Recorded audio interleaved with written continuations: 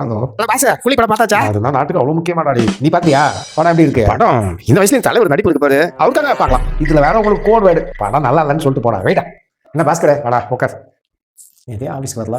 ஒரு பிரியாணி கடையில் ஆஃபர் போடுறாங்க பசங்க சொல்லி அங்கே போய் வயிறு சரியில்லை கடம்டா படித்தவன் தானே நீ, கொஞ்சம் கூட தெளிவு இல்லை. எங்கே போயிட்டு வரா? ஃப்ரெண்ட்ஸோட பேச்சை கேட்டு ஏமாத்திட்டேன்.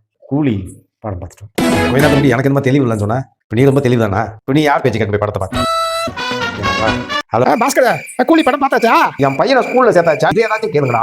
வெயிடா போனா நீ எல்லாத்துக்கும் கட்டதான் டென்ஷன் ஆகிற. என்னோட ஃபோக்கஸ் இதெல்லாம் இல்லை. நிறைய பணம் சம்பாதிச்சு அர்ஜென்ட்டாக ஒரு கார் வாங்க. என்ன நோக்கத்துக்காக திடீர்னு?